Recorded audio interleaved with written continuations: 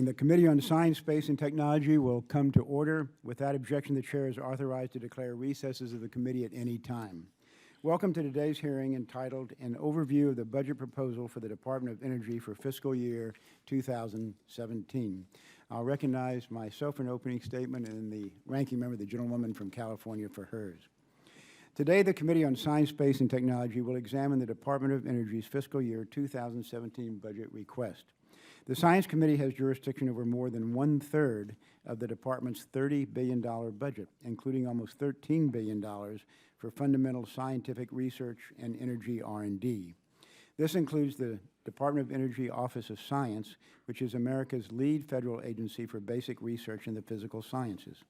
DOE's basic scientific research and energy R&D are conducted by 31,000 researchers at over 300 sites around the country, which include universities and the 17 national labs. The fundamental research conducted by the Office of Science has led to groundbreaking discoveries about our universe, made possible innovative new technologies, and provided the foundational knowledge for private sector achievements across our energy and manufacturing industries. This committee provided strong support for the Office of Science through the America Competes Reauthorization Act, which provided $5.3 billion for basic research. The Science Committee bill passed the House last year, and that authorized level was enacted into law as part of the 2016 Omnibus Appropriations. I'm pleased to see this budget proposal build on Competes and congressional appropriations to provide priority funding for basic R&D. Unfortunately, the President's budget proposal doesn't stop there. The President refuses to make the tough choices necessary in a responsible budget environment. Instead, the fiscal year 2017 proposal reads like a wish list for the White House's political allies. It uses budget gimmicks to add more spending for expensive commercial technologies already available to American consumers or rejected by them in the market. For example, the Office of Energy Efficiency and Renewable Energy, EERE, receives an increase of $830 million, or 40%, in discretionary spending in the fiscal year 2017 budget. In addition to this unjustified substantial increase, the Obama administration proposes adding another $1.3 billion in new mandatory spending for clean transportation. This allows DOE to commit large sums of money without following the budget caps set in law. Combined, this is a 105% increase in EERE's budget. The President's budget does not reflect current constraints on federal spending or support a balanced all-of-the-above energy strategy. The President's budget also proposes significant spending to support the administration's Mission Innovation Initiative. This commitment was made during the Paris climate change negotiations and doubles federal spending on clean energy research and development. But investment is not made primarily in basic research in pre-commercial areas such as high-performance computing and advanced materials that cannot be accomplished by the private sector. Instead, this budget appears to focus mission innovation dollars on methods to move renewable energy into the market. The budget proposal lacks transparency on mission innovation. It should be clear what the Department hopes to accomplish, since this budget proposal cuts projects with bipartisan support in order to fund this initiative. One example is the Department's proposed $40 million in cuts to fusion energy research. This is $90 million below the authorization in the House-passed America Competes Act. Fusion energy research could provide for safe, clean, and reliable energy for Americans in the future. If mission innovation is about investing in long-term research for clean energy, fusion should be a priority. In my home state of Texas, funds awarded to the Texas Clean Energy Project, a coal gasification project with long-standing bipartisan support, were abruptly pulled to fund these new clean energy priorities. Since the project is expected to capture 90% of the CO2 emitted from enhanced oil recovery in the Permian Basin, it is hard to understand how this project doesn't meet the administration's clean energy standards. I'm pleased to be working with Ranking Member colleague Ms. Johnson to restore funding to this important project. While Secretary Moniz and I may disagree on the spending and research priorities outlined in the administration's budget, we do share an appreciation for DOE's vital role in maintaining American leadership in scientific discovery and technological achievement. Over the past year, this committee has examined a broad range of the department's research. It is our responsibility in Congress to ensure American tax dollars are spent wisely and efficiently. As we shape the future of DOE, our priority must be basic energy research and development that only the federal government has the resources to pursue. This will allow the private sector to move groundbreaking technology to the market across the energy spectrum, create jobs, and help our economy. I want to thank Secretary Moniz for a good working relationship with this committee and for his open and straightforward approach to issues of mutual interest. That concludes my opening statement, and the ranking member, Ms. Lofgren, is recognized for hers. Thank you, Chairman Smith, for holding this hearing, and thank you, Secretary Moniz, for being here to discuss the fiscal year 2017 budget proposal and for your distinguished service to our country, not only during this administration, but throughout your career. I think we can all agree that the federal investments in research and development have proven to be worth every penny, especially in the energy sector. Without these crucial investments over the past century, the nuclear power industry would not be where it is today, the shale gas boom might never have happened, and our growing utilization of the vast array of renewable sources might be non-existent. So I'm proud of our accomplishments, but we need to look ahead. During the Paris climate negotiations, Secretary Moniz and Bill Gates took a basic idea, doubling our investment in clean energy, and grew it into an unprecedented effort to modernize our world energy economy. Mission Innovation is a joint effort between 20 countries to double publicly funded clean energy research over the next 5 years. This was coupled with an announcement from a group of many of the world's top private sector investors called the Breakthrough Energy Coalition, which aims to invest billions of dollars in commercializing new technologies developed in mission innovation partner nations.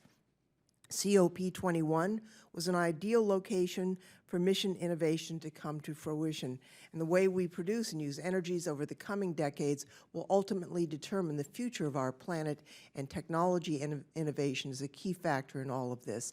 And so I applaud you, Secretary Moniz, for your work to guarantee a brighter future in the face of the growing threat of climate change. The budget request is the first attempt to identify and account for mission innovation funding, and I'm pleased to say I believe the proposals for the Office of Energy Efficiency and Renewable Energy, the Office of Electricity, ARPA-E, and most of the programs within the Office of Science are in line with the thrust of this new initiative, and I strongly support them. However, I am concerned that some areas of the budget were neglected, areas that are consistent with the ultimate goal of achieving a clean energy future. And while I appreciate this year's reasonable request for supporting the operations of the National Ignition Facility, the fusion energy science budget, as the Chairman has mentioned, within the Office of Science seems to baffle me every year. With a 10% cut proposed last year, followed by a 9% cut this year, it's the only program within the Office of Science receiving a cut, and there just does not seem to be justification provided for this decision.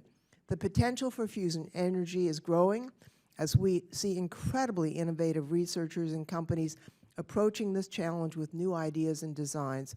Yet these innovative concepts seem to reach a dead end if they go to FES for support.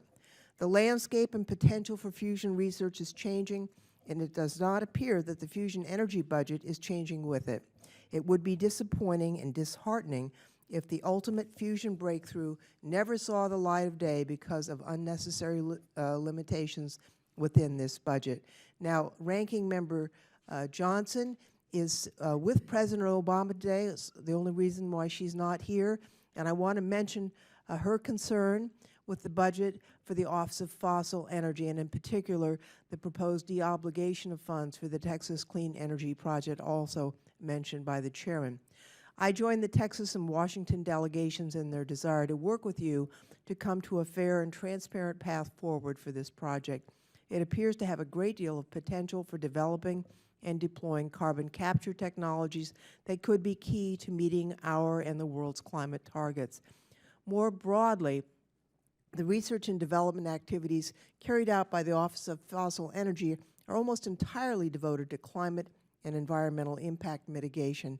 And as much as I would like to see a faster shift toward renewable and other low-carbon sources in the near term, I expect that we will continue to rely on some mix of fossil fuels, so we need to find ways to make them cleaner sources of power in the interim, and I'm afraid this budget does not properly prioritize that responsibility, especially in the context of mission innovation.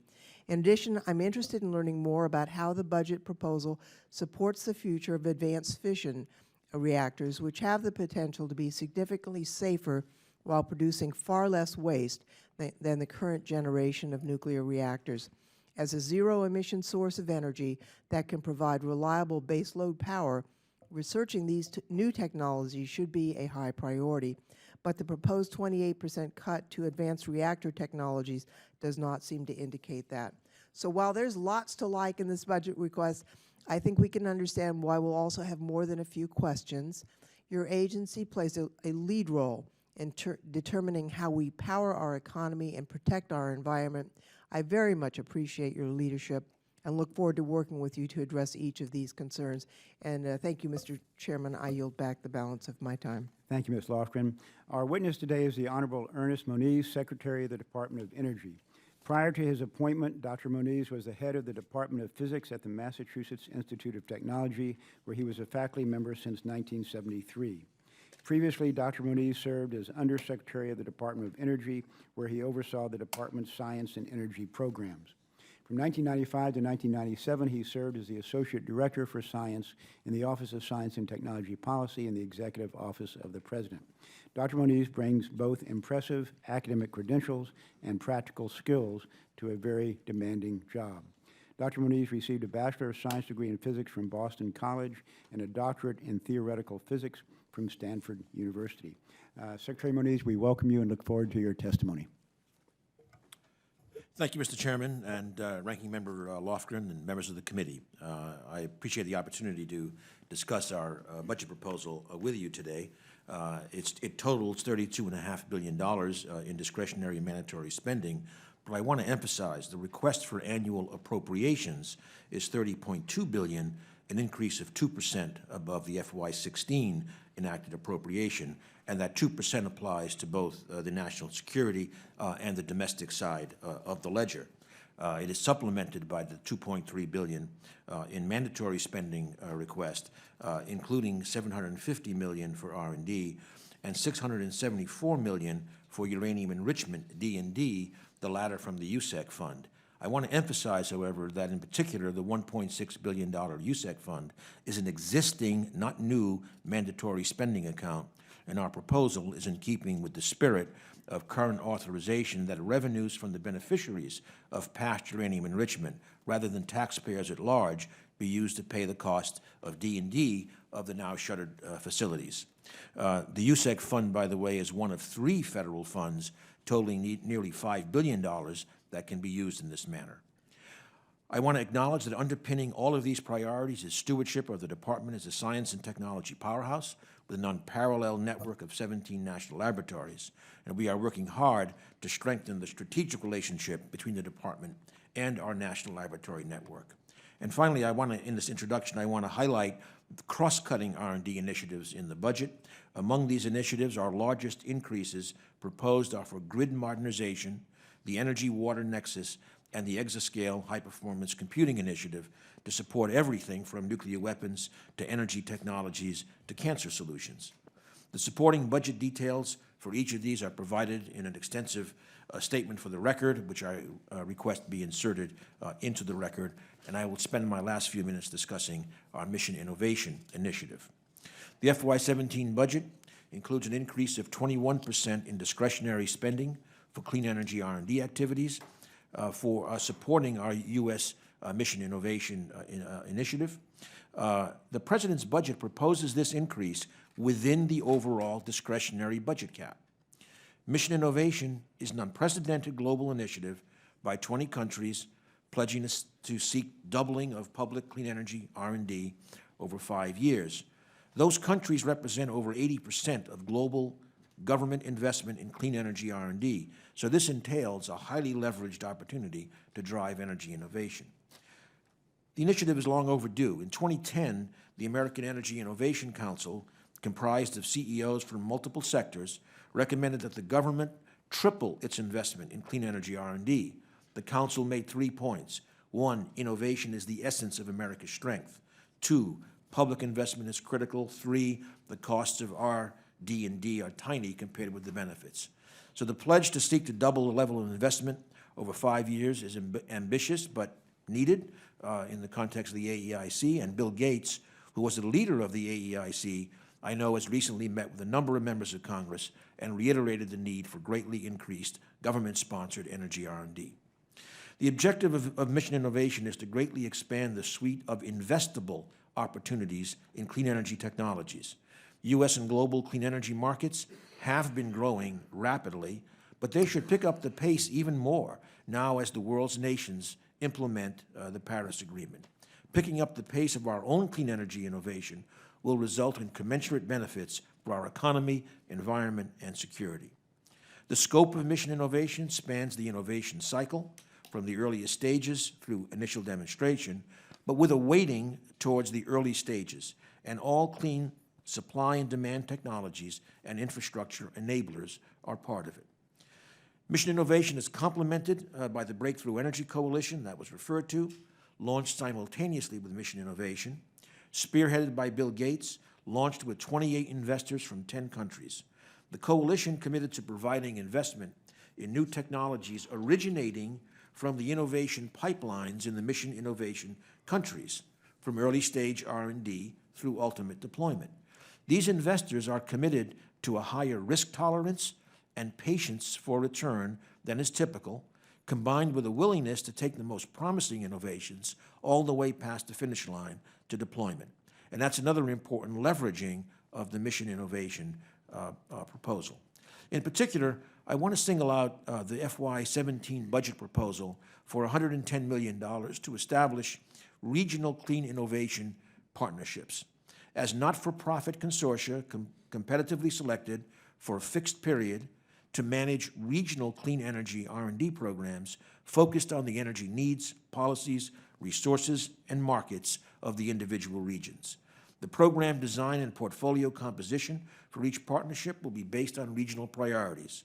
As research portfolio managers, not performers, the partnerships will connect resources and capabilities across universities, industry, innovators, investors, and other regional leaders to accelerate the innovation process within each region.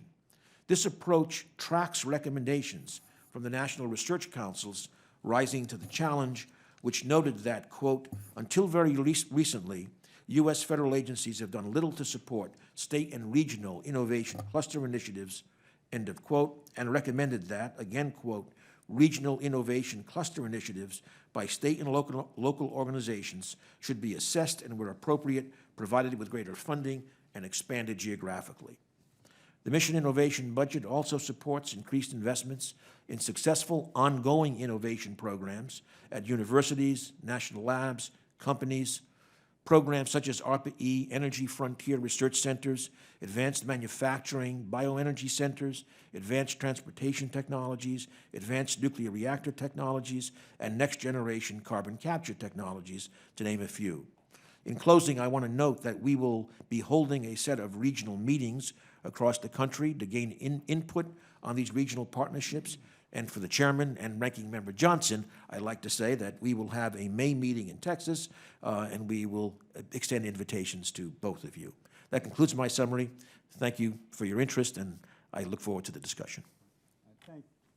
Thank you, Secretary Moniz, and I'll recognize myself for questions. And that meeting that you just mentioned is going to be in Austin, Texas, is it not, May 9th? May 9th is planned in Austin, Texas. Great. At UT. Right. My first question goes to the subject of the budget, and just to make sure that we all understand, this is a budget proposal that the President cannot unilaterally implement. It is a budget that has to be authorized and appropriated by Congress, and that may or may not be exactly what the President requests. Is that the case? I believe we are here, in fact, to seek support for the budget, yes. Okay. Secretary Moniz, my next question goes to our oversight responsibilities. And the committee has engaged in continued oversight of the department, including raising questions about DOE's loan guarantee program, DOE home energy standards, a DOE scientist who may have been fired for talking to the committee staff, and then just last week a bipartisan request regarding the Texas Clean Energy Project.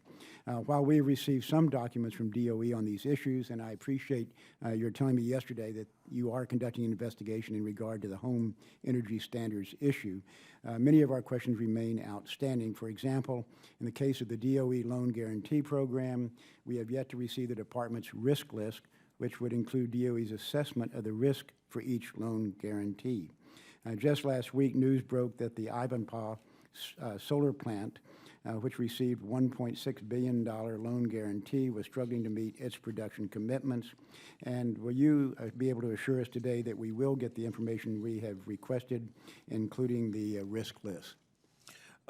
As we discussed, Mr. Chairman, the risk list is very sensitive for proprietary information, but I think the best thing we could do is perhaps arrange a briefing on that risk profile of our various projects. Okay, let's start with the briefing and then we'll go from there. Thank you. My next question is this, and another subject involves what I mentioned just a minute ago, the DOE scientist who worked with this committee that was fired 6 days after meeting with our committee staff. These discussions took place at the committee's request, and the briefing was organized through DOE Congressional Affairs. I just am curious whether any officials connected to that episode have in any way been sanctioned or uprated, or is that going to wait on on some internal investigation? That particular case, we indeed delved into that, and a settlement was reached that is confidential among the parties, but the employee is employed at the Department of Energy. Right, I understand that. We are still, however, interested in the circumstances that caused the dismissal of the employee. We're also concerned about an intimidation factor in regard to other employees who might talk to members of our staff. And in that regard, will you also assure us today that you'll provide the documents and information that we have requested? I know some more was forthcoming, I think, yesterday. Last night, yes. But not everything we have asked for. And so in regard to what the documents that remain that we've asked for, can we? Well, I believe our general counsel felt they were being responsive, but let's get together again with your staff, make sure what the staff views is not included in those documents yesterday, and we'll keep working at it to get you what you want. I would guess your general counsel knows the documents that we have not yet received, and I guess I'm looking for an assurance that all things being equal, that we will get those documents in a timely fashion. Again, I'm committed to providing documents as much as we can within the constraints the general counsel says. If there are things that are proprietary and need to be kept very close hold, those could be a discussion with the council in terms of. In regard to this particular subject, we have not been told that any of the documents are proprietary. It's just a question of. No, it's not proprietary. The settlement was reached as a settlement between the employee and the department. And right. We're looking at communications, as you may or may not know, and those communications I don't think would be a part of any settlement. So to the extent that you can, you will give us the documents. Absolutely. Okay. Yes. Thank you, Secretary Moniz. And the gentlewoman from California, Ms. Lofgren, is recognized for her questions. Thank you, Mr. Chairman. I would just note that our staff calculates that your department has sent over about 8,000 pages of documents in response to inquiries this year. So I know you'll continue to work with the committee, but I wouldn't want people to think that you haven't delivered boatloads of information to the committee. I also want to talk about fusion energy. As you know, we've talked about that in the past. I'm particularly concerned about the National Ignition Facility and its importance. I know you're aware we were at the groundbreaking together, and I've been trying to follow up on this. As you know, I'm sure, Dr. Holden in 2014 said that we couldn't support inertial fusion energy R&T activities that weren't relevant to the nuclear weapons reliability unless ignition was achieved. Now, subsequent to that, there was a National Academy report that had some very important proposals. Actually, that was prior to that. And I felt that Dr. Holden, who I admire a great deal, that his answer to my questions were not consistent with the National Academy recommendations. To follow up, I sent a letter to you in November to try and clarify the misunderstanding, and there had been statements made by the co-chairs of the Academy report explaining their findings, their intent. And last month I heard from the NSA administrator, not you, indicating that they could not divert, so-called, that's their word, the Fusion Energy Science Program from its primary mission. Now, my question is this. The primary mission of the Department of Energy's Fusion Energy Science Program is to steward research in promising fusion energy pathways. And considering that there's still no ongoing program at the Office of Science or RPE or the NNSA for proposals to conduct research in this area to compete for federal funding, how can we begin implementing the recommendations from the National Academy's report and establish a program that directly, officially supports R&D in inertial fusion for energy applications, or at least find a way to allow strong merit-reviewed proposals for inertial fusion energy research to be eligible for federal support? How do we do that? Thank you. I think it's first, the context would be interesting to put out there. First of all, the good news is NIF has become more effective and more That is efficient, correct. and up over 350 shots last year. And the primary mission, unquestionably, is the Stockpile Stewardship Program, Of for which course. it has made major contributions. However, almost 20% of the shots were dedicated last year to non-stockpile stewardship activities. And those range from basic science and astrophysics to activities relevant to potential fusion. However, the National Academy overarching recommendation, as I understand it, was that a structured program would await ignition. And as you know, ignition has proved elusive. So we continue to optimize both beam and target physics to achieve ignition, which would be the threshold for a more systematic ICF program.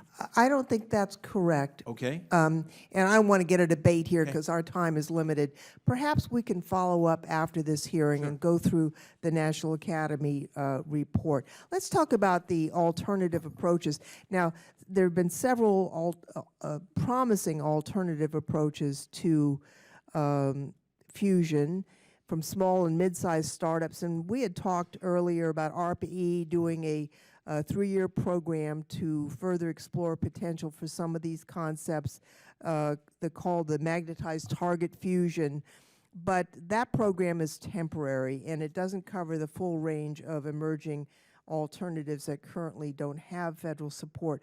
What is the department considering to ensure the full range of viable options for commercial fusion energy in terms of vetting and where appropriate, active pursuit? And does the Office of Science's current fusion research program have the flexibility to shift resources to new approaches if they don't align? For example, the tokamak research pathway. If not, what flexibility does the Office of Science need to be provided to do that? First of all, the RPE program, of course, like all the RPE programs, are 3-year kind of programs. And I might add, by the way, that some of the support from the RPE program will actually be carried out at NIF. So that is part of a fusion program actually at NIF in terms of those experiments.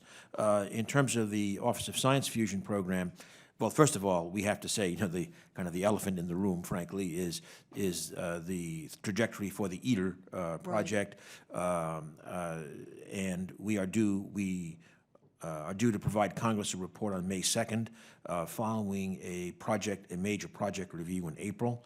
That will have significant, no matter which way we and the Congress go, that will have significant implications, obviously, for the science fusion program. The program certainly has flexibilities within the budget constraints. I mean, there are discussions about, well, first of all, the MIT, I am past my recusal period. The MIT program is shut down in this budget. That's accounts for much of the drop in the budget. So General Atomics has the tokamak work. Princeton has alternative work.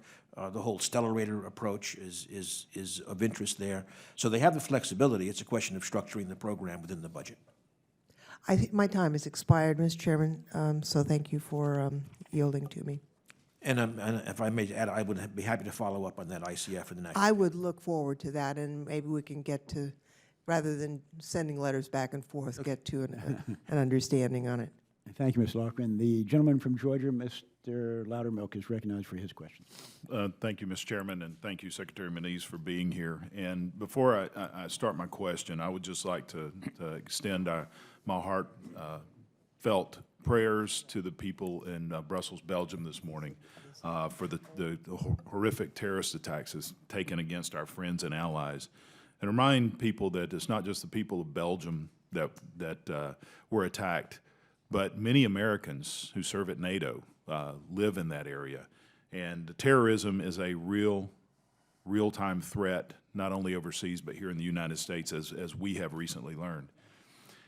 As part of my responsibility in Congress, I serve as the chairman of the Oversight Subcommittee on this honorable committee. I also sit on the Homeland Security Committee. And back in May, we traveled through the Middle East and even into Europe, and I went to Brussels as part of a counterterrorism task force.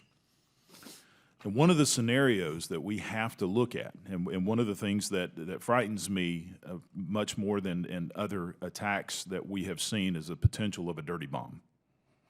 Release of radiation on our citizens, not necessarily through a traditional nuclear bomb, but just a dirty bomb that releases radioactive material.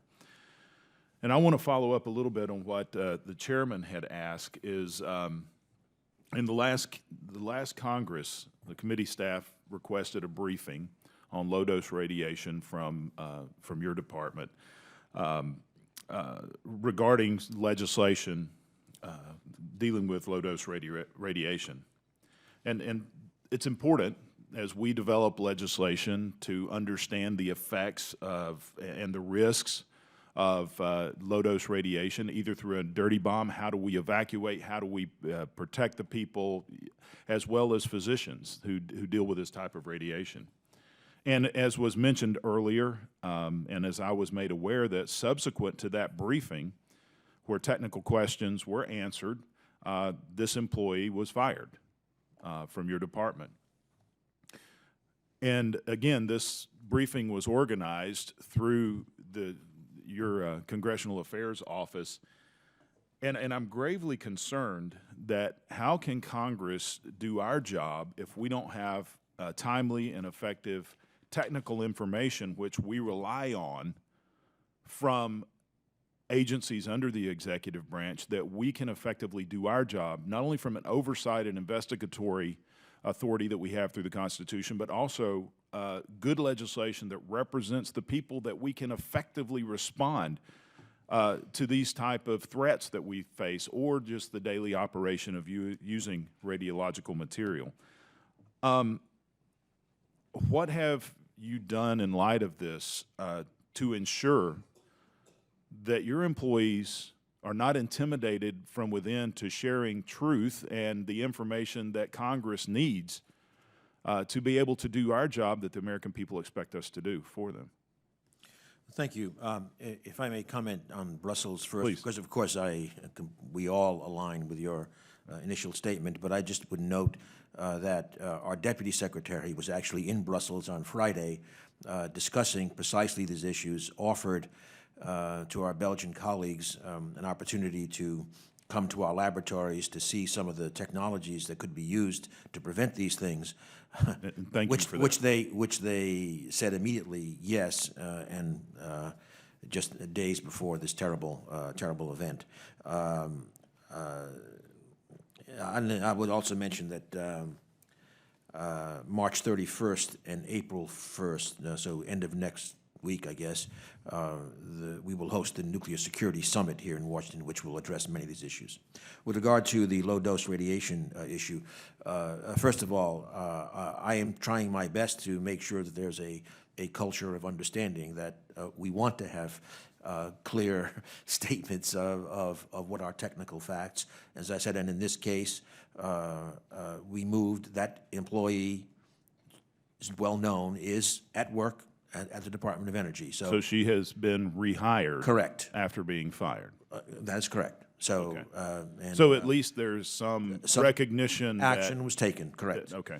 If I might add on the substance, just to conclude on the low-dose radiation, I asked my Secretary of Energy Advisory Board to look at that. They came back and said, important issue, we're not the right group to look at this. We then charged the BER Advisory Committee to look at this. They will come back with a report this fall on what a restructured, effective program may look like. The reality is, as we all know, it's been a frustrating subject in terms of being unable to reach the conclusions that we would like to operationalize what is a hugely important and expensive issue for us, how one treats low-dose radiation. So we are actively looking at that. The fall we'll have a report back. And I might add, the cancer, this is a little bit of a stretch, but we could discuss it later. The cancer initiative may provide, through big data analytics, one of the most effective ways of addressing the low-dose issue. And thank you for what you're doing. And again, my concern goes back to there may be a nuclear engineer on this committee. I am not one. And so therefore I rely heavily upon those that you employ to ensure that we do our job that the American people expect us to do. And things such as protecting against a dirty bomb, I can't think of anything that would be more high priority than us being proactive in that and from a legislative standpoint. And I hope that you agree that working between the branches of government is extremely important, that we have the access to the information, and when we request information that we receive honest, true information that's comprehensive and in a timely manner to our job. Do you agree that, Yes. that we must do that? All right, thank you.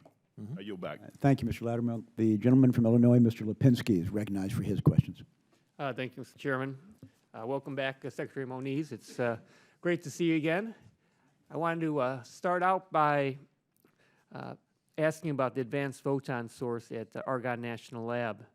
It's my understanding that the APS is slated for a major facilities upgrade and is next project in line for an upgrade.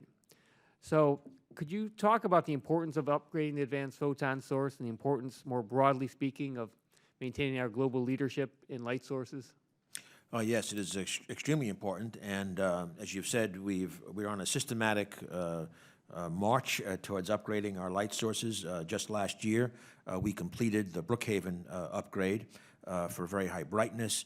Our current project is on the coherent light source, so-called X-ray laser at SLAC, and we are in the early engineering phases now of designing the APS upgrade, which will provide much greater coherence in the beam, and it'll be a absolutely world-leading tool. So we're systematically upgrading our light sources, which are premier tools, the biggest drivers, really, of our user communities in this country. And I think, as you know, others may not, also spending about 40% of their time in the life sciences and making enormous contributions. Yeah, so thank you for that, and it's important, as you said, we continue to move forward here. Second thing, as you know, an interest of mine is commercialization of DOE-funded research from universities and national labs. Last year, there were a couple of advancements on this front. First, the Office of Technology Transitions was tasked with supporting commercialization activities across the DOE. And second, the LabCorp program was created to accelerate the transfer of clean energy technologies from national labs such as Argonne to the commercial marketplace. Now, LabCorp is based on NSF's I-Corps model, And the program trains researchers on how to turn their discoveries into real-world technology. As I mentioned, work going on at Argonne includes developing energy-efficient material for windows, processes for deionizing water, and devices for charging electric vehicles. So LabCorp just began a second round of training sessions. Could you give us an update on the LabCorp program and also on the activities of the Office of Technology Transitions? Yes, thank you, and I hope the committee recognizes that we apparently can listen to these suggestions moving forward in these directions. So, number one is the establishment of the Office of Technology Transitions under Jetta Wong, and I think that is making tremendous progress in multiple dimensions, including, I might add, implementing the 2005 Energy Policy Act call for a technology commercialization fund. And that is approximately a $20 million fund specifically for commercializing laboratory technologies. I might say there is at least one difficulty that we would like to see addressed in that, and that is that currently that $20 million fund is quite atomized by having the contributions to it siloed according to the program from which those funds came. And that leaves very, very small amounts as opposed to what we might accomplish by further aggregation. So that's an issue with the Congress that we would need authorization to address that. I might also add in the in the Office of Technology Transitions, we just established and in January hired a person to head an energy investment activity that will provide much greater transparency for all investors to be able to access our technologies, laboratory, and university grants, et cetera. LabCorp and other specific programs, such as a voucher program, as well, we have in the budget, and there's a lot of enthusiasm at the laboratories for advancing these. We can get you some statistics then for the record if you would like. But I'm very pleased I believe the focus on technology transfer has been elevated quite dramatically. Thank you, and I appreciate your responsiveness and the department's responsiveness, and these are things I think are important for us to work together on as we move forward. So take a look at what you had mentioned. Thank you. I yield back. Okay. Thank you, Mr. Lipinski. And another gentleman from Illinois, Mr. LaHood. Thank you, Mr. Chairman, and Secretary Moniz. Thank you for being here today in your testimony. And we are proud in Illinois to have two really first-class national laboratories, the Fermi National Accelerator Lab and also the Argonne National Lab.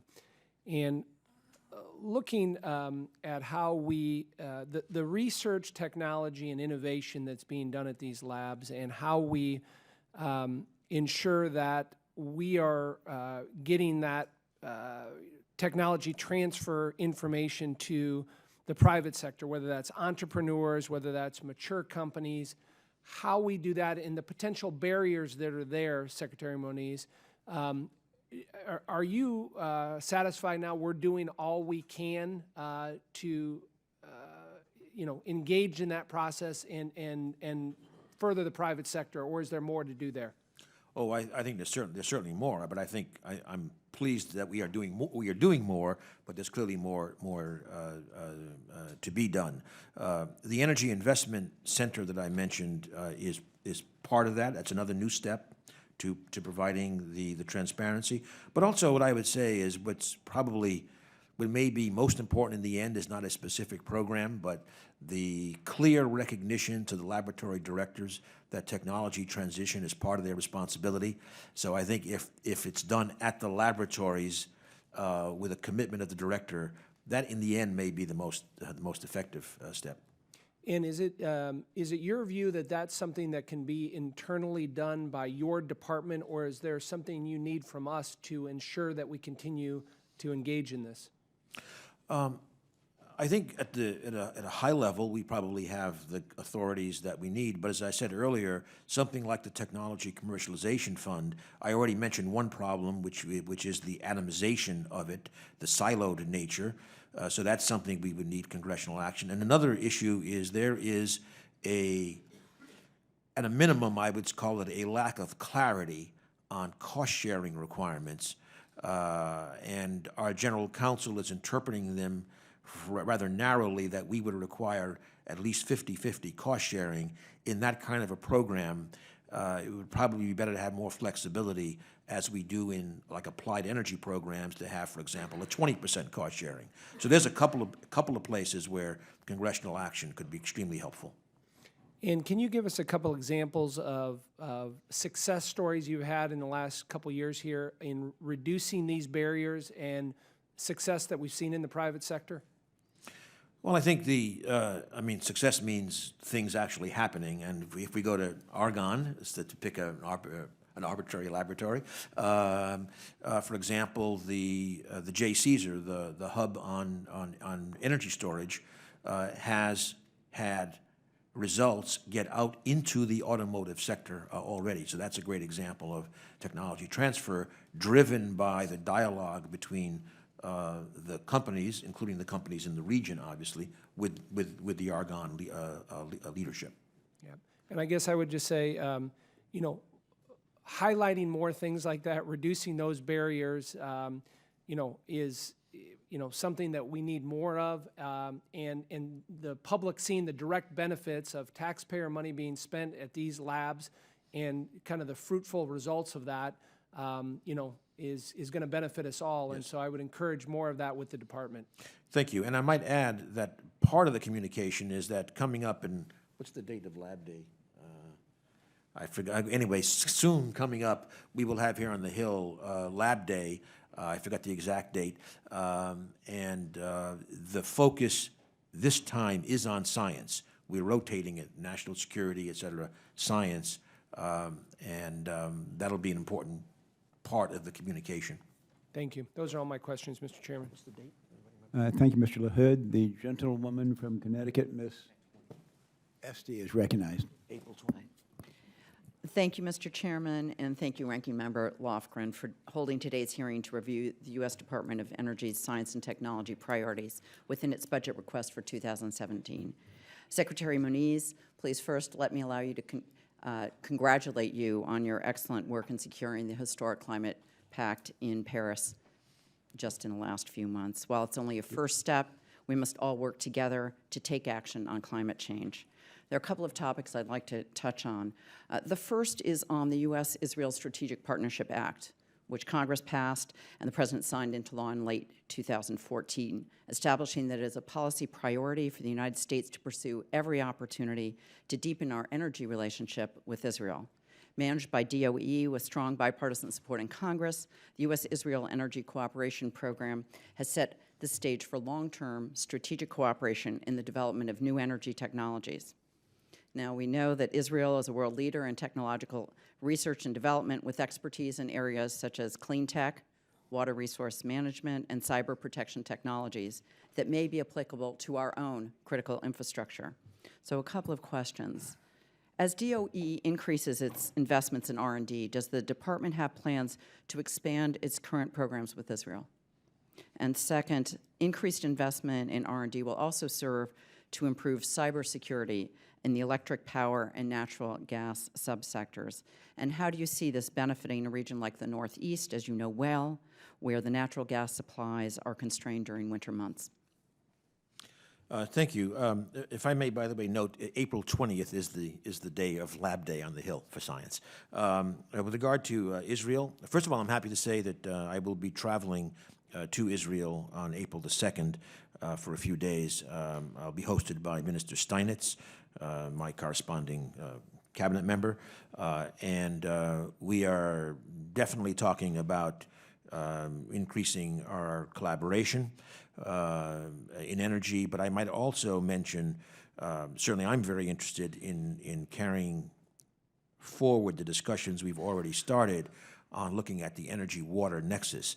Israel obviously is well known as a world leader in water management, all types of energy efficient water management. That'd be a great area for collaboration. So I'm not saying we have something mapped out yet, but that's an area that we will certainly be exploring. Cybersecurity more broadly, there was, of course, a discussion about some cyber issues in Israel not so long ago. But here in our program, I want to emphasize we continue to have a very strong emphasis on cybersecurity, all the risks, frankly, to the grid, cyber among them. Just want to emphasize that in one program, I mean, overall, our budget is up, but in one program, the Office of Electricity, it went down. But I want to emphasize it's because with the FY16, we finished 4 discrete projects. So kind of the fundamentals are there as well. We also have expanded dramatically our interaction with industry. Deputy Secretary chairs an initiative there, and in fact, we've taken the step of doing things like providing clearances to key members of that industry to be able to share information.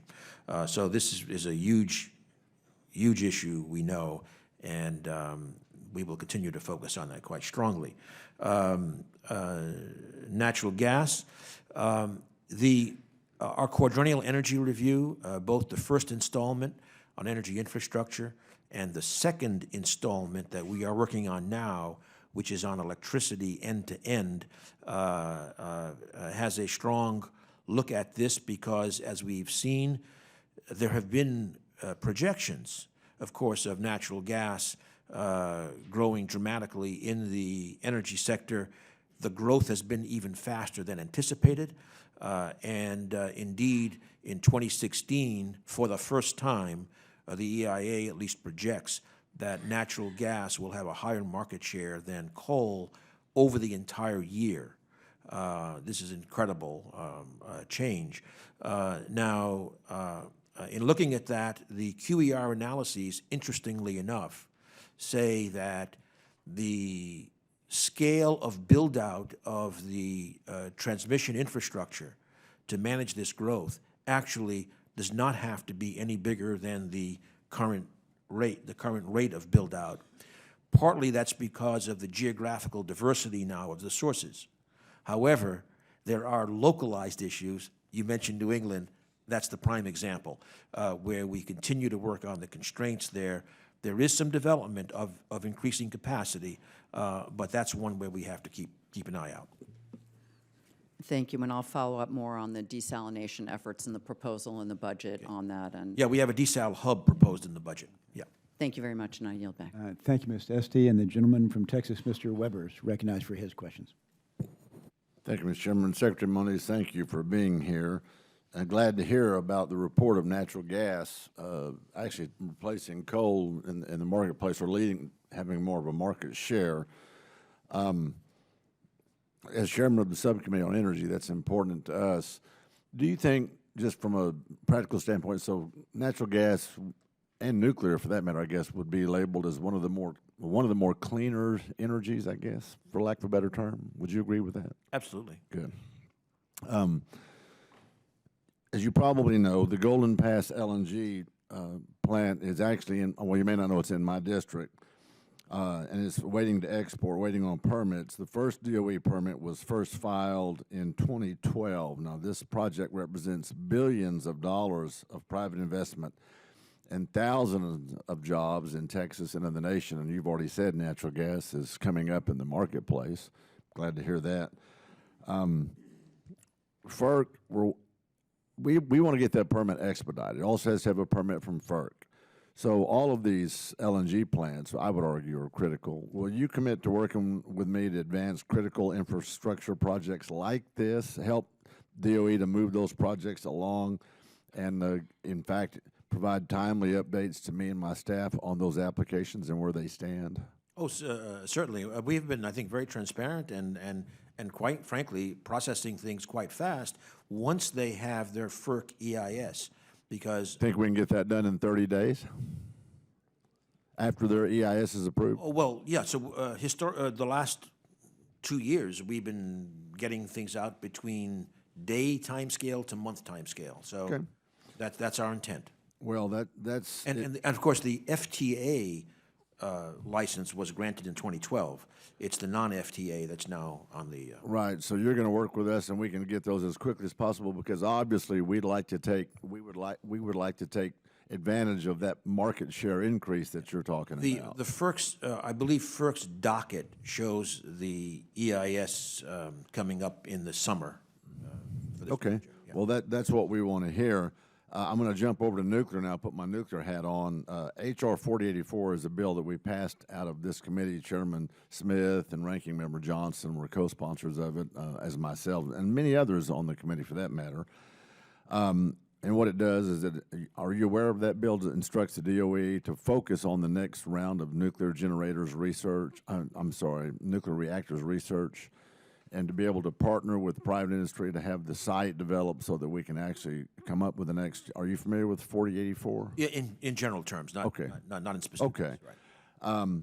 So on February the 29th, it passed the House by a voice vote. On January the 28th, the Senate language passed as an amendment by a recorded vote of 87-4. Now, I bring those numbers up because that's a pretty substantial backing bipartisan bill that we would argue, known as the Nuclear Energy Innovation Capabilities Act. So you know about the bill, and I guess I'll put you on the spot. You support that kind of legislation?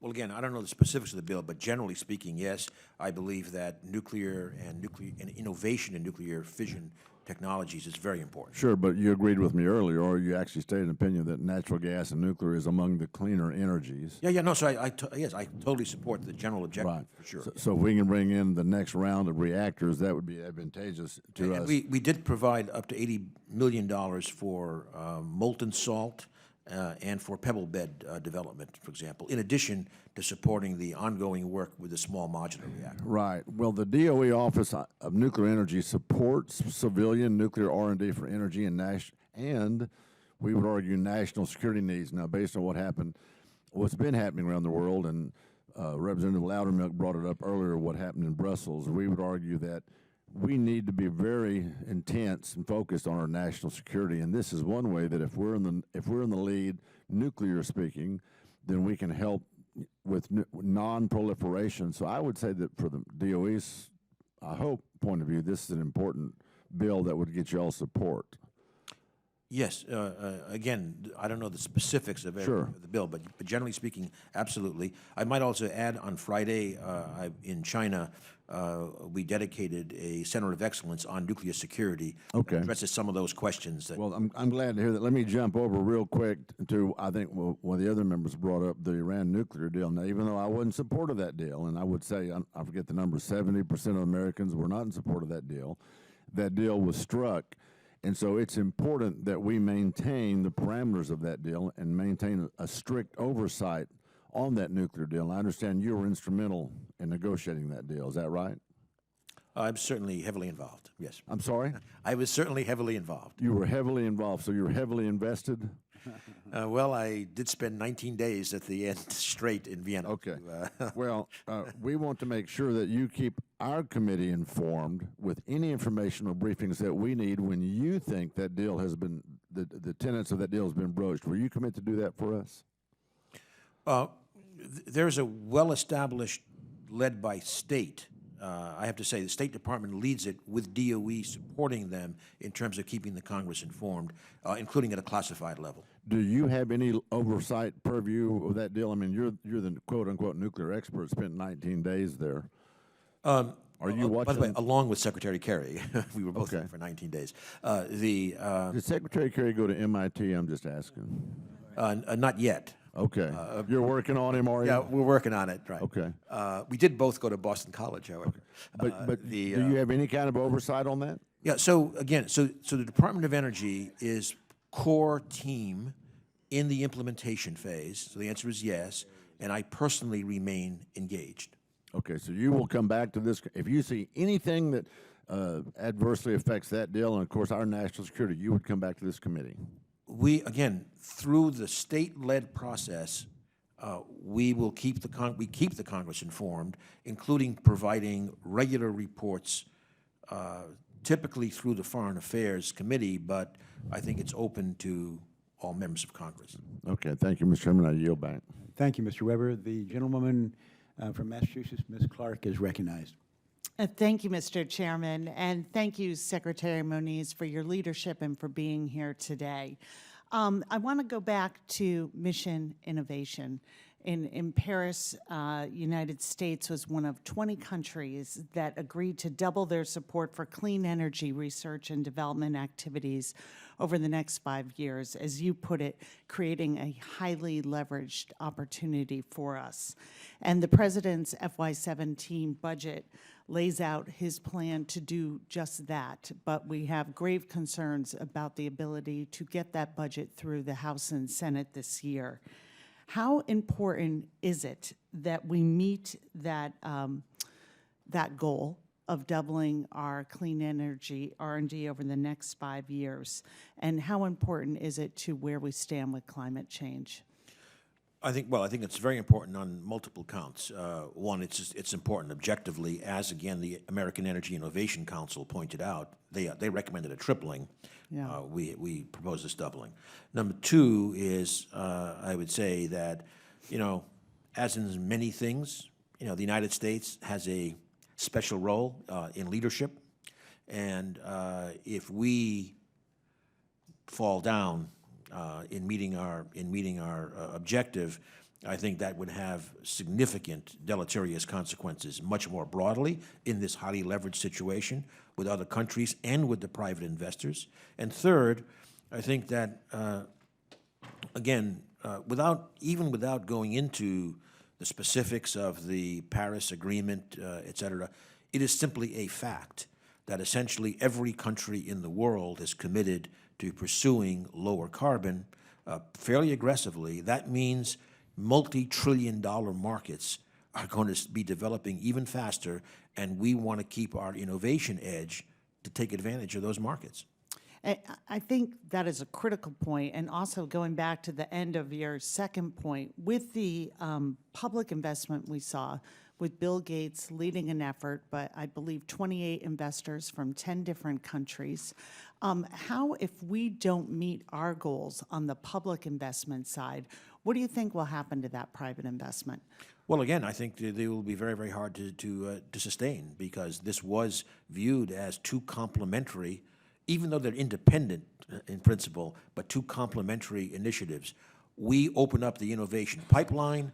They are prepared to put billions in to take advantage of that expanded pipeline.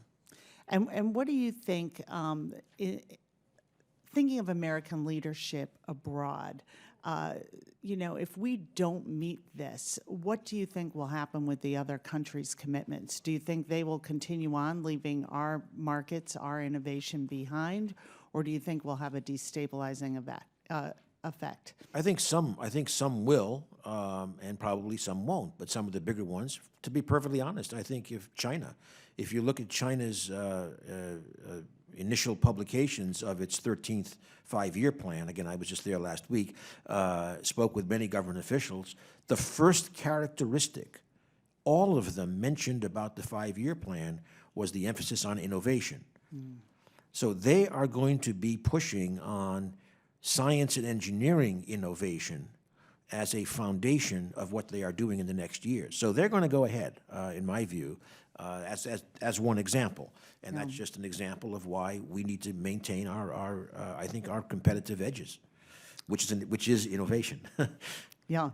Right. Well, we certainly believe that in Massachusetts, and I thank you for your efforts on this, and we look forward to working with you and also on the regional innovation centers. I think that will be a critical piece to establishing our place in this marketplace, not only because climate change has such a huge effect on our economy and our resiliency, but also because it is an area where we can lead and really create such a viable market for clean energy products and technologies. So thank you, and thank you, Mr. Chairman. I yield back.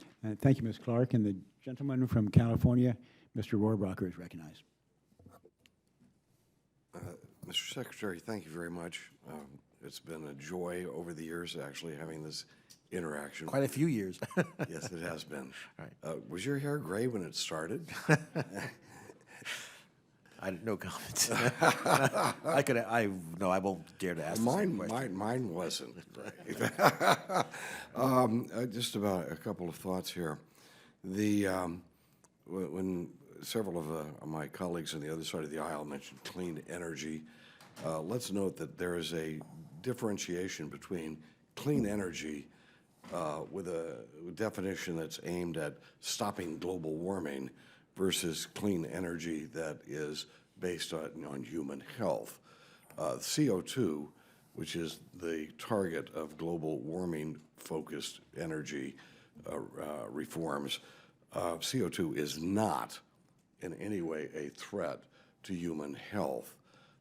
However, NOx, SOx, and other things in the air, trying to get them out of the air, is certainly important to people's health, and especially those of us who live in urban areas, as I do, and have children, are very concerned about those pollution factors. So we do want clean air, and I'm going to mention a nuclear energy issue to you in a moment, but let us note that when you mentioned earlier in your testimony about the positive nature of going from coal to natural gas, which is, I think, a very big step forward for both health and global warming considerations. Let us just note that that would not have happened if the administration, while trying to stop the production of CO2, would have had its way in terms of disrupting the evolution in fracking. Fracking has given us, has it not, a major increase in the production of natural gas. And so thus, if we get in the way of fracking, we get in the way of basically having a cleaner air, both for global warming and for people's health. Would you like to comment on that? Well, first of all, of course, it's a fact that horizontal drilling and hydraulic fracturing is what's opened up tremendous amounts of natural gas and oil production in this country. Right. But I guess I don't quite understand the administration comment you made, in the sense that, frankly, the administration has been supportive of these developments with natural gas. Obviously, there are environmental issues to address. A lot of those are being done in the states. For example, Oklahoma has been very concerned over the seismic issues, which are not from fracking, but from water disposal, which is where that's come. So I think there's a balance between state and federal. Well, we believe some of us looked at that pipeline decision as being something that was based fundamentally opposed to fracking, and because that's where that extra oil was going to be coming from. Let me ask you about nuclear energy here. It has been of concern to me that as we move forward with, and by the way, I would suggest that's the one area, nuclear energy, that people on both sides of the global warming issue should be able to agree upon. But from the Department of Energy under your leadership, I have not seen the shift away from the light water reactors, which I believe are naturally dangerous. And I've been told, and correct me if I'm wrong, is we do have the capability of building reactors now, especially small modular reactors that are not based on light water technology. Why are we not focused on getting away from light water technology and putting our money in building a prototype of one of these small modular reactors that is not light water reactor? Well, first of all, of course, as you know, we are supporting a light water reactor, small modular reactor, to go to design certification this year at the NRC. But I do want to add that the safety characteristics of, even though it's a light water reactor, the safety characteristics are excellent. So we believe that is a very viable and safe Safer, technology. but not necessarily safe. Well, it's basically passively safe. Now, we are also, and one of the reasons for that focus, our initial small modular reactor focus was on light water reactors for the reason that those are the ones that could move most rapidly to a deployment because, frankly, it's also on the regulatory side. The NRC has got all the apparatus for licensing. Now, having said that, we just announced a month ago, I think, roughly, 2 awards, 2 consortia involving companies and labs, et cetera. One on molten salt, which is a design originated in Oak Ridge, in fact, some years ago, and another on pebble beds, pebble bed reactors. So we are moving out on those 2 alternative technologies. I appreciate that, and I would just suggest that the money that we're spending on light water reactors is based on the past, and we need to look to the future, and I think that is not based on light water reactors. Thank you very much, Mr. Secretary. Thank you, Mr. Rohrabacher. And the gentleman from California, Mr. Swalwell, is recognized. Thank you, Secretary Moniz, for appearing before the panel. And just a question about, in multiple prior fiscal years, Congress has directed DOE to diversify its bioenergy program and specifically support the development of technologies that hold the promise of producing energy from municipally derived biosolids. I believe your office is familiar with this because the Office of Energy Efficiency and Renewable Energy, EERE, has yet to follow through on these directives. And our office and our constituents in the Bay Area has found this a little bit frustrating and troubling. And my staff has been told that finally a DOE funding announcement for projects promising to develop energy from municipally derived biosolids is forthcoming this March or April. First, is that correct? And can you commit today that such a funding announcement will be made in late March or April? And what type of total budget is planned for the funding announcement? And also, I did want to separately thank you for the very hard work you did and the participation with our national laboratories on the Iran nuclear agreement. Thank you. Thank you for that.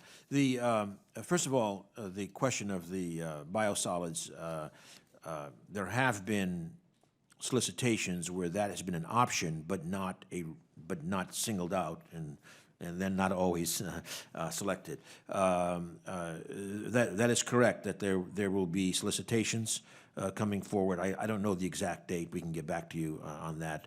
That will have biosolids as the research topic. It will also include some SBIR solicitations for biosolids. Great. And do you have any idea as to what the total budget for the funding announcement could be? I think there are 3. I don't have an exact number. There were going to be 3 pieces that total roughly $20 million. But I think the exact breakout of that will depend upon the three awards. Great, thank you, and I yield back. Mr. Holtgren.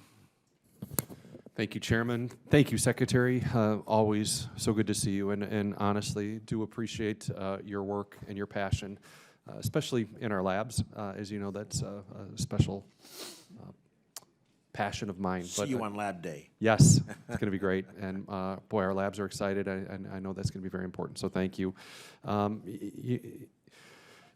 Along with laboratories, also passionate about basic scientific research with which the Office of Science is doing to promote innovation and the energy future where America can lead. We had a good meeting last year with the Labs Caucus where you talked about the Breakthrough Energy Coalition and ways which we might be able to work together with mission innovation. I'd hope the Office of Science would take the lead on this. While I think the gimmicks with the mandatory spending throughout the President's budget were a disappointing reversal on his negotiated budget with Congress, I hope there's still some places we can work together.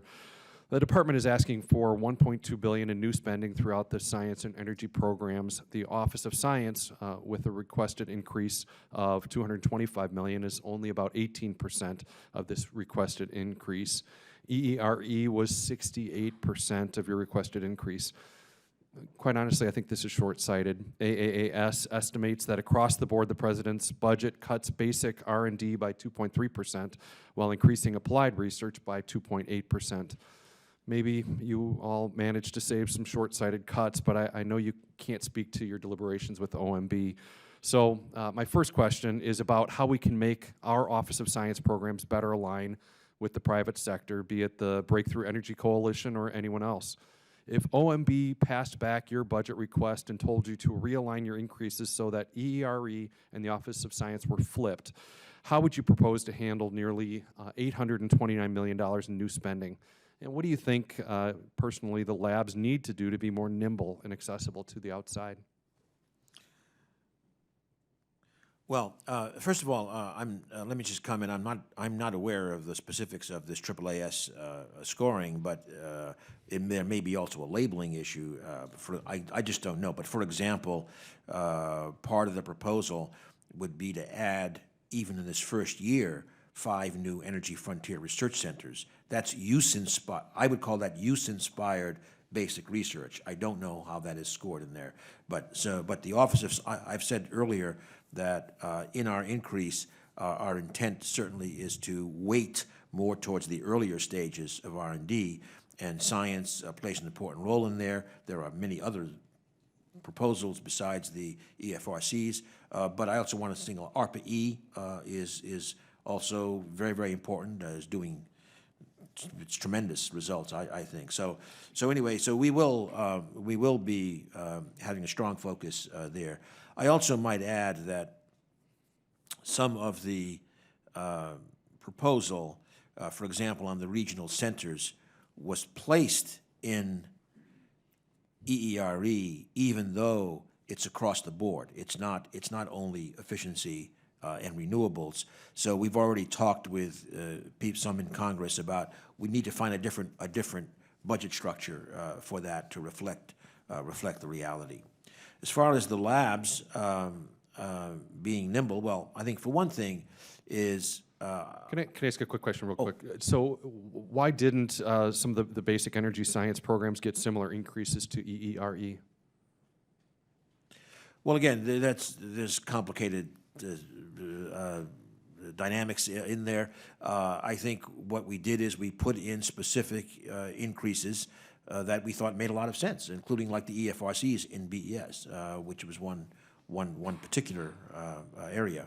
But again, look, obviously we're here to discuss with Congress what's the right mix there. We do want to increase energy R&D, and we'd like the increases, as I said, to be weighted towards the earlier stages. I just have about 45 seconds left. Let me get to one other thing, if I could, real quick, and we'll keep our conversation going. So thank you. I'm not sure if you remember, I represent Fermilab. Just kidding. Oh, yeah? I'm just kidding. You hear that a lot from me, but so proud of the great work that they do, and really honored to be able to represent them. And I do want to thank you for the time that you've made available to me over the last months and years. But wanted just to ask you, how do you see the implementation of P5 going, and how have efforts in creating international collaboration out of LBNF been going?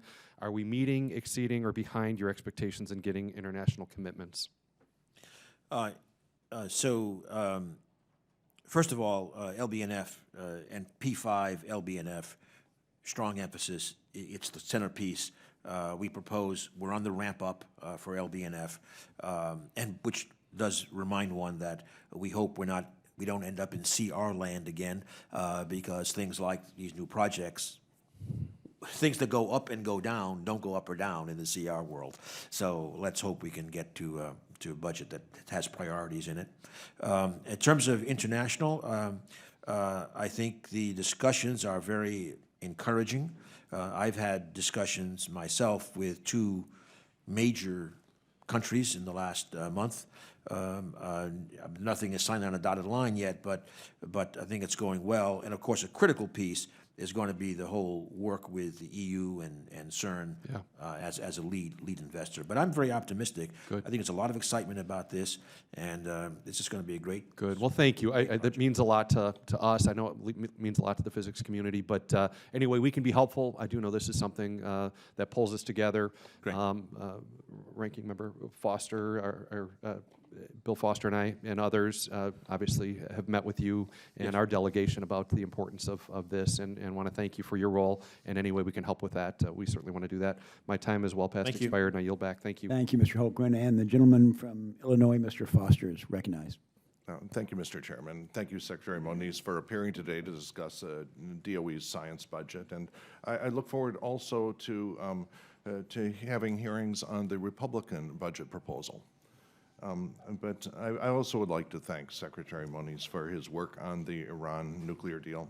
I have personally found the DOE extremely supportive in responding to member requests for detailed briefings on this. I think I had more than a dozen classified briefings on this, many of them individual briefings, and I've found where I've had access to the DOE experts and weapons and non-proliferation. And so I just want to say that we really get our question answered in whatever detail we ask, and I want to thank you for that. I'd also like to echo the sentiments of my colleague, Mr. Hultgren, and take the opportunity to thank you once again for meeting with the Illinois and South Dakota delegations, both the House and Senate, to reiterate your support for the Long Baseline Neutrino Facility. Your support for this is very much appreciated.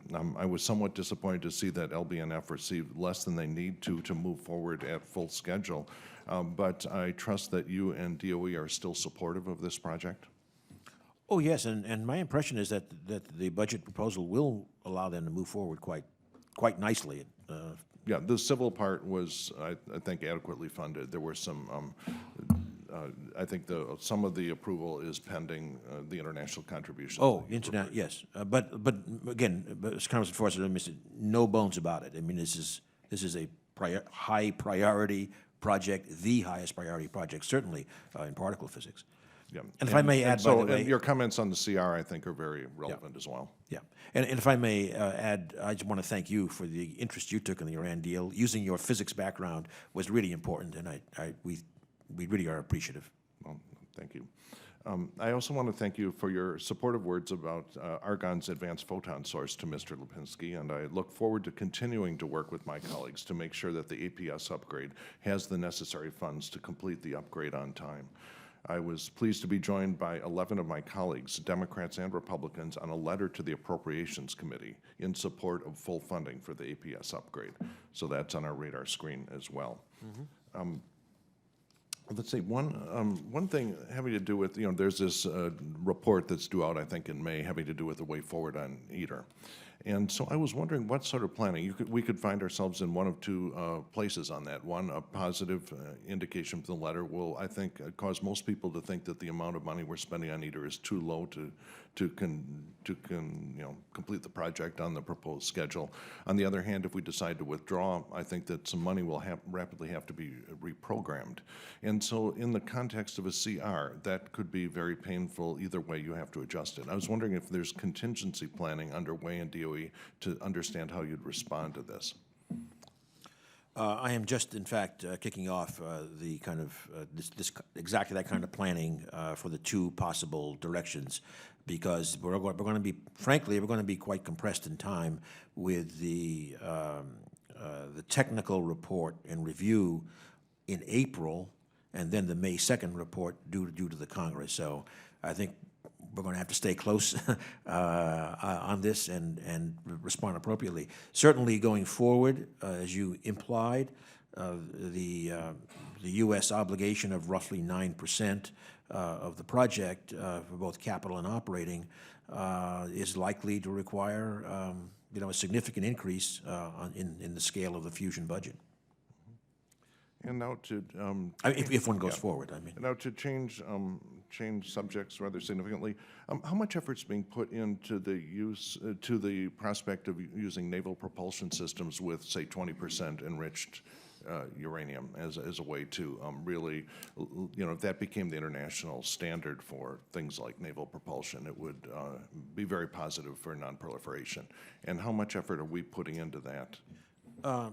I would say modest. It is being looked at, but it's in the early stages, frankly, because there's a major focus on, first, the new power plants for the Ford-class aircraft carriers. Those are now done.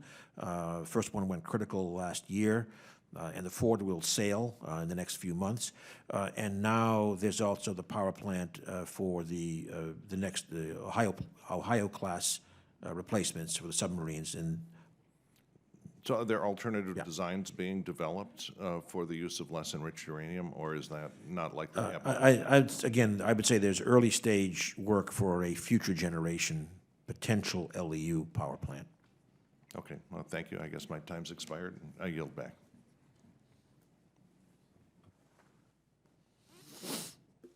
Thank you, Mr. Foster. And the gentleman from Arkansas, Mr. Westerman, is recognized for his question. Thank you, Mr. Chairman, and thank you, Secretary, for being here today. In the budget request for the energy efficiency and renewable energy, the proposed budget for the bioenergy program is increased by 24% and is largely focused on research and development on drop-in biofuels and algae feedstocks to lower the cost of biofuels without increasing the cost of food or disrupting agriculture. While the budget mentions the Biomass Research and Development Board, the collaborative effort with the U.S. Department of Agriculture and U.S. Department of Environmental Protection, or the Environmental Protection Agency, to make sure efforts made across the government are coordinated, there is no mention of collaboration with the Forest Service to assess the biomass potential for our forests. So I've got a forestry degree and an engineering degree, so forestry and energy are two things that I like to talk about. And if we look just on federal lands last year, we had 10 million acres of forest go up in smoke.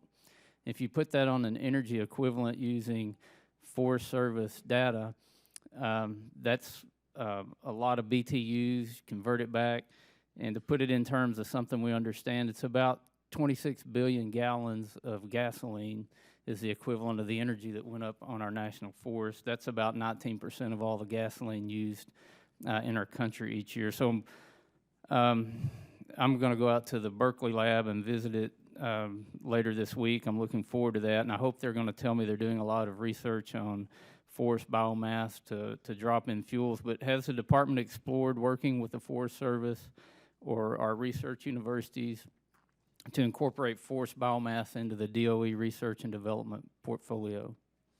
Our program does work with the Forest Service on woody biomass. I think a lot of the, and I think I'd have to check this, but I think we are spending something around $20 million in the woody biomass area. I'll have to check that. A large focus is on combustion. And I think co-firing and these kinds of things. Some work on conversion to biofuels. But I can get back to you with a more detailed answer. But we do work with the Forest Service. We have a woody biomass program, and I'll get you the details. And I'm familiar with making pellets out of wood, which is not it's not the most efficient way to use it maybe. But if we're doing research on any kind of biomass, it seems like, just on federal lands, we had 10 million acres burn up, and that doesn't even start to touch the amount of thinning that needs to be done on our federal forest. If you throw in private lands, the potential for a fuel source, if we could come up with a feasible way to convert that to liquid fuel. Liquid fuels, yeah. It's tremendous. So it seems to me like it would be prudent to put more money into research on biomass to biofuels. Oh, in fact, I was just told that, yes, $22 million in woody biomass. So, but why don't we get back to you with the program specifics? Okay, appreciate that. I'll yield back, Mr. Chairman. Thank you, Mr. Westerman. And the gentlewoman from Oregon, Ms. Bonamici, is recognized for her questions. Thank you very much, Mr. Chairman. Secretary Moniz, welcome back to the committee. Thank you. My state of Oregon is a leader in the effort to establish a marine renewable energy industry. in the United States, and we're proud to host the Department of Energy-funded Northwest National Marine Renewable Energy Center that's co-managed by Oregon State University, the University of Washington, and the University of Alaska Fairbanks. The center is working with the national labs and private sector technology developers to provide research and testing capabilities. In addition, Oregon State University is developing a DOE-funded offshore wave energy testing facility. So innovators in the United States will have access to a domestic testing facility rather than going overseas. Now, I understand that the DOE estimates that up to 20% of the electricity requirements of Oregon, along with California and Washington, could come from marine renewable energy resources. In places like Alaska and Hawaii, that could be up to 100%. Over the years, the wind and solar industries have received substantial and ongoing federal research and demonstration funding support. That's gone on for decades, and it's resulted in the maturation, cost competitiveness, and rapid development and deployment of these technologies. The marine energy industry needs the same kind of sustained federal assistance to help private companies have that certainty they need to develop promising technologies that are really on the verge of commercial viability. So, Mr. Secretary, I've been an ongoing supporter of water power and the programs, so I have led appropriations letters and amendments requesting increased support for research. The fiscal year 16 omnibus bill called for the creation of a new water power technologies office. So will you please provide an update on the efforts underway to set up the office and select a director? And then also, I wanted you to also address this issue. I appreciate including in the funding for fiscal year 2017 request to continue the construction of an offshore wave energy test facility. But my understanding is that the amount of funding proposed by the administration, along with the cost share requirements, is not enough to construct a robust and sufficiently sized facility. So will you please also elaborate on the budget proposal's requested funding level going forward? Will the department participate in discussions with interested stakeholders to develop a plan that will truly ensure a successful deployment of this very promising wave energy test facility? I think the answer is yes, certainly to the last question. So, as you indicated, I think the budget for marine and hydrokinetic is about a 25% increase proposed, with the open water test facility as a central piece of that. Certainly my understanding is that that has been developed in considerable discussion with industry stakeholders in terms of what are these test requirements. In terms of the scale, I think the issue is that this budget in FY17 would support the design phase, leading then to a kind of go, no-go decision in terms of actual construction. That's my understanding, but why don't I clarify that, and we'll get back to you on that. I appreciate that. And then was that in response to the Water Power Technologies Office? Oh, again, if I may get back to you for the record on that, because to be honest, I'm not quite sure where that stands. All right. Thank you very much, Mr. Secretary, and I yield back. Thank you, Ms. Bonamici. The gentleman from Texas. Oh, I'm sorry. I was just given a note by my staff, if I may, that an announcement just went out for a new director hiring for the water power program. Thank you very much. I wasn't aware of that. Thank you. Okay. The gentleman from Texas, Mr. Babin, is recognized. Yes, sir. Thank you, Mr. Chairman, and thank you, Mr. Secretary, for being here. My question regards the fossil R&D budget proposal, which included a $240 million reduction of funds from the Clean Coal Power Initiative, or the CCPI, projects to meet the total budget requirements for fiscal year 2017. This effectively pulled the remaining funding for the Texas Clean Energy Project, or TCEP, a coal gasification project with long-standing bipartisan support. At the same time, the budget touts mission innovation funds within the fossil R&D program as, quote, doubling federal clean energy research and development investments. Does the administration no longer consider CCPI projects like the Summit Power Group's Texas Clean Energy Project 400 megawatt coal gasification plant as a clean, quote, unquote, energy? Isn't this just the sort of project that is exactly what the administration promised would be the result of mission innovation. It is my understanding that the company had every indication from DOE that they were moving forward, only to be told as the budget was released that the entirety of the remaining funding for the project was being repurposed in this year's proposal. I'm sure that you're aware that the Texas delegation sent out a bipartisan letter to you last week asking for specifics on the department's interactions with TCEP. And without objection, Mr. Chairman, I would like to enter this letter into the record. Okay. With that objection? Can you provide any additional information, Mr. Secretary, on why this decision was made with practically, virtually no notice? Yes, sir. First of all, I want to emphasize this was a programmatic choice, but you asked several questions. Number one is, yes, this is a clean energy project, as are all of the carbon capture, utilization, and sequestration projects.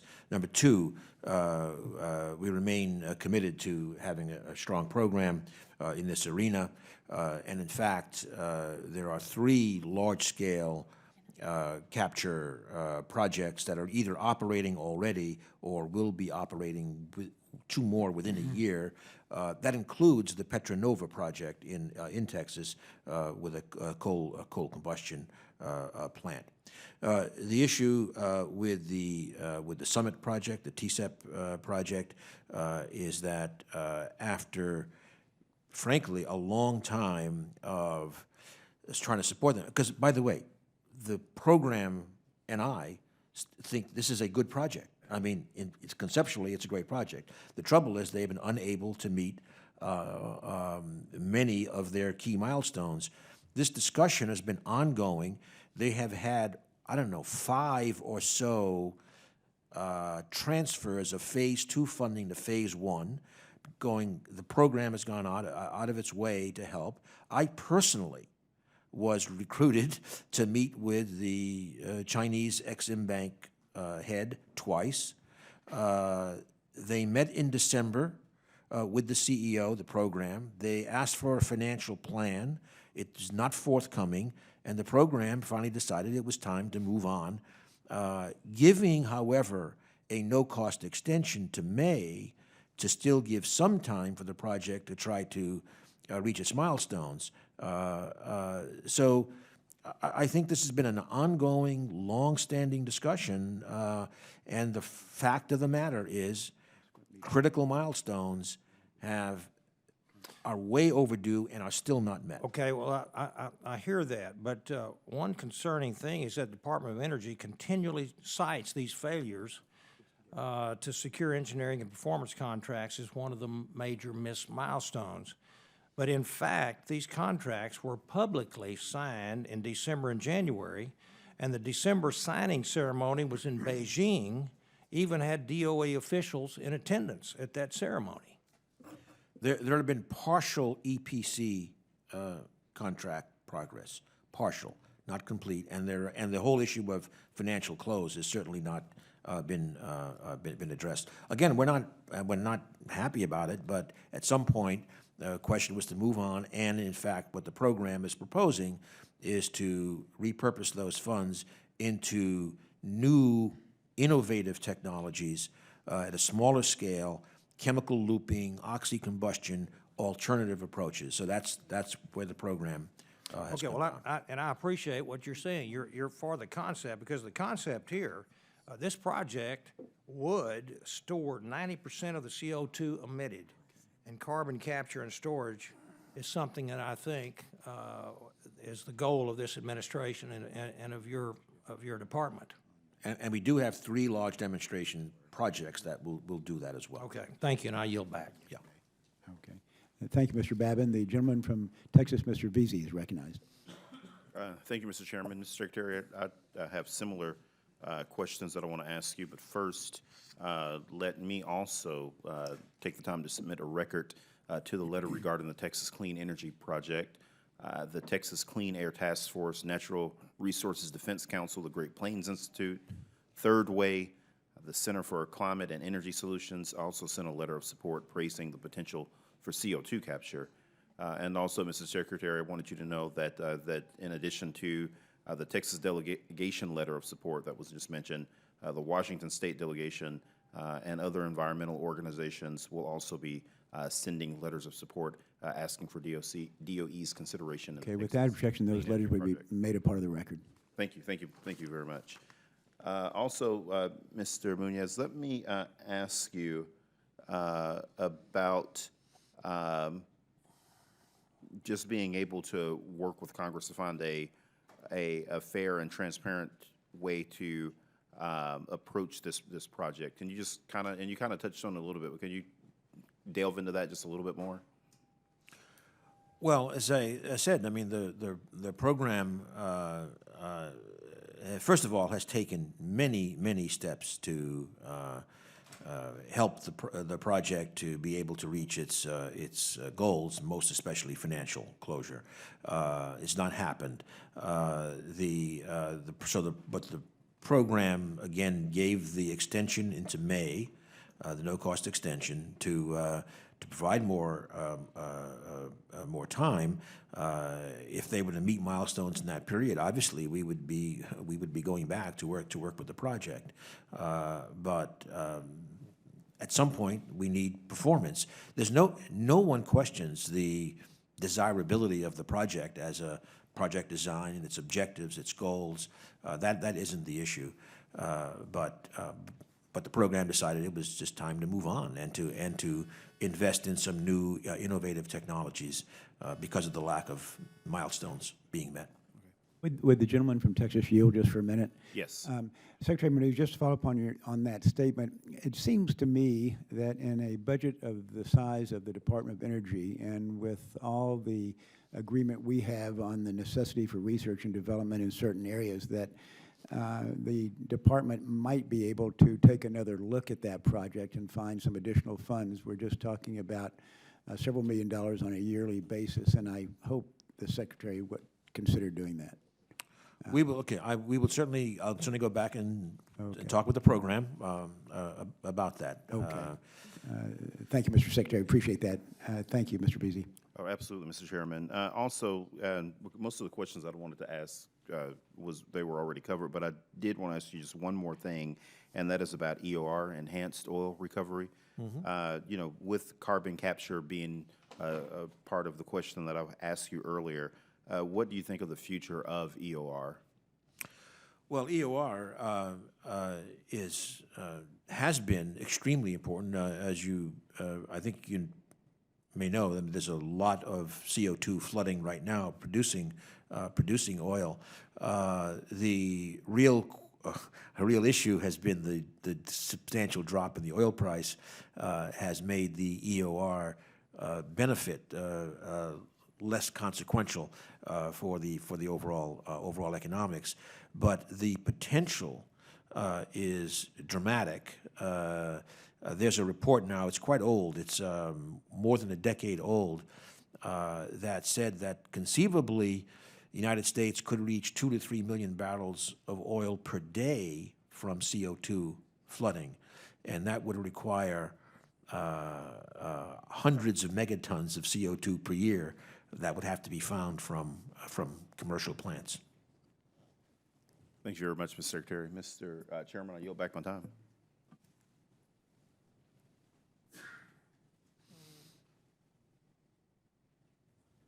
Chair now recognizes Mr. Takano from Hawaii. California, Mr. I'm Chairman. sorry. Hawaii, California. That's the other Mr. Takano. Sorry. I mean, Mr. Takai. Takai. Okay, for 5 minutes. Thank you, Mr. Chairman. First, Mr. Secretary, I want to thank you for being here. You know, my own home state of California has a 1.3 gigawatt energy storage mandate, and utilities must procure 50% of their energy from renewables by 2030. As a Californian and the co-chair of the Bipartisan Battery Energy Storage Caucus, I am very interested in supporting this technology. It was recently announced that the Advanced Research Energy Projects, ARPA-E, made a big breakthrough in battery storage technology and have reached some holy grails in batteries. Can you talk a little bit about this big breakthrough and how research and development dollars are so critical to fostering this type of high-risk technology? Well, certainly the first of all, storage is a critical technology, a potential game changer. So we're all on the same page with that. And in fact, in this budget, there is substantial increased support for storage, both grid storage and mobile vehicle storage. The goals include things like doubling energy density while having the costs. So they're pretty aggressive goals. I think we're making excellent progress towards them. And there are a variety of technologies being looked at. I think what you're referring to, I believe, is a flow battery advance that still not quite at the Holy Grail, but it's very encouraging. I know you've already talked about renewable energy and the grid, and could you talk a little bit more about the Department of Energy's grid modernization initiative and what the grid of the future looks like, and how does the budget request help us get there? So the grid modernization initiative is the so-called cross-cut that for which we have the largest increase proposed because we think it is so central. We have a lot of infrastructures that depend upon the grid infrastructure for their operation. So it's absolutely central. So the grid modernization initiative, I would say at a high level, it certainly advances the technologies that one needs for a much more sophisticated set of sensors, IT, data integration, real-time modeling of the grid for reliability and resilience, and for connecting potentially very geographically diverse sources and loads. It will also go through the distribution system. We have a strong focus on the systems analysis. How do you put all of this together in a way that operates, again, emphasizing resilience and reliability? I might also add it will address the spectrum of risks from cyber to physical to geomagnetic disturbances. We have a program on EMP going on with Oak Ridge and EPRI.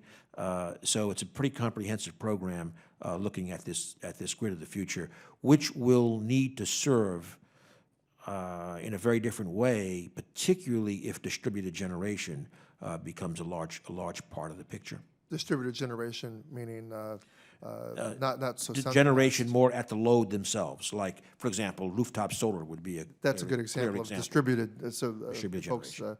Right. You know, in light of the events, I mean, you mentioned kind of the different kinds of threats to the grid.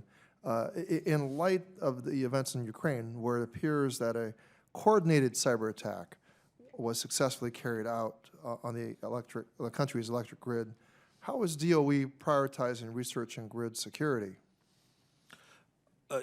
Quite high. I mean, cybersecurity is a very serious threat, and I can say that the energy infrastructure is the target of many cyber attacks, and those are increasing year by year.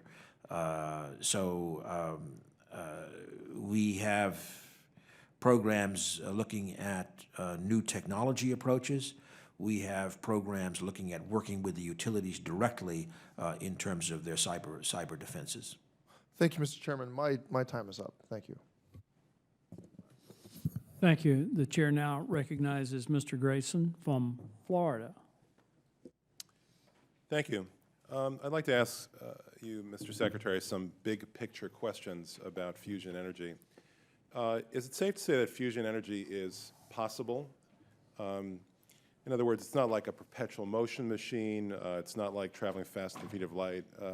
It's possible that we could have sustainable fusion energy reactors, right? Absolutely.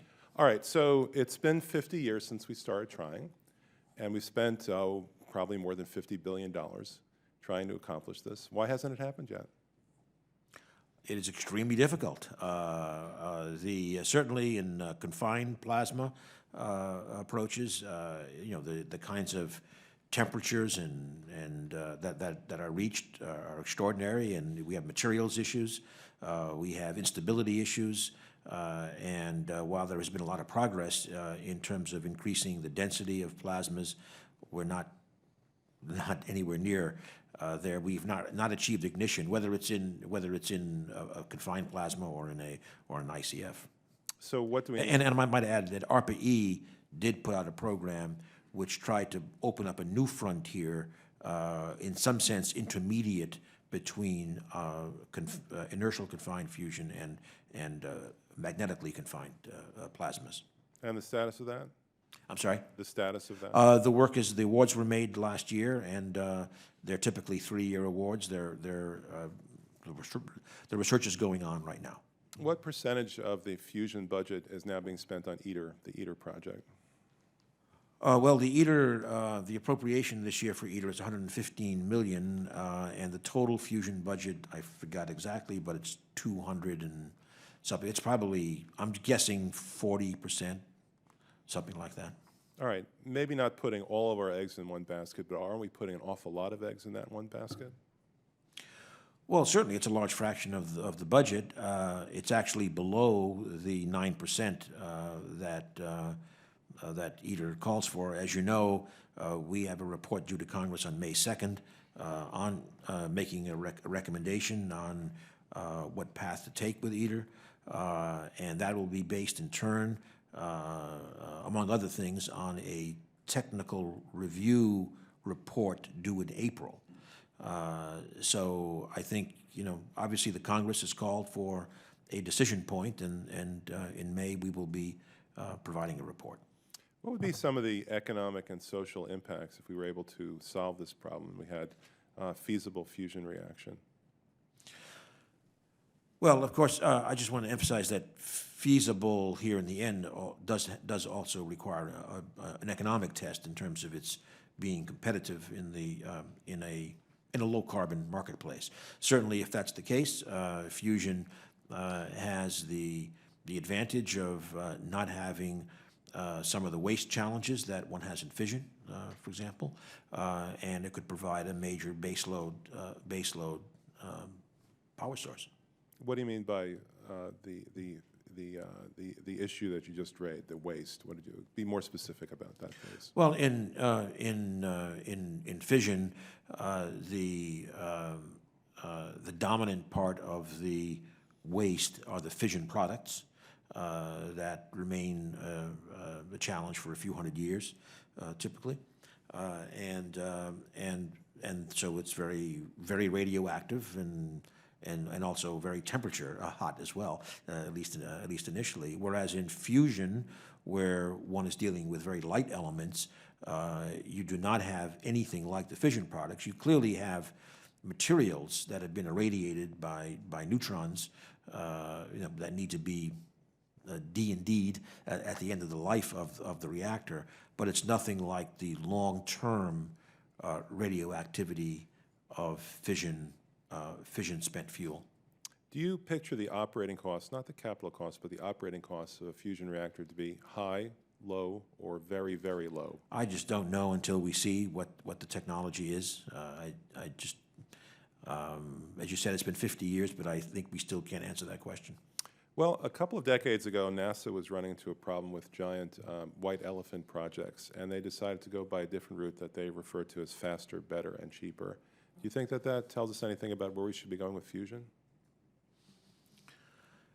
Well, first of all, there's no way around the fact that in fusion you're going to have to, one way or another, confine nuclei, in a challenging way. Now, what is interesting, in my view, is that there are about 50 companies in the United States pursuing nuclear technologies, most of them fission, but some of them fusion. Some of them have been prominently displayed on the front cover of a popular magazine, for example, 2 months ago. All right, my time is up. Thank you. Okay, thank you.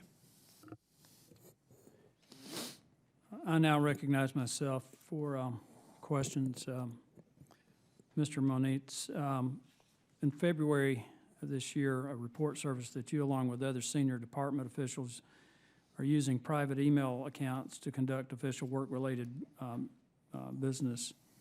Have you ever transmitted sensitive or classified information over your private email? Certainly not, but I do need to clarify. I believe there's a little bit of, just to make sure we're talking about the same thing. At DOE, I have 2 accounts, one of which is, quotes, my private account that I get emails directly to, and another which is, frankly, the public-facing account, which gets screened by the executive secretary. But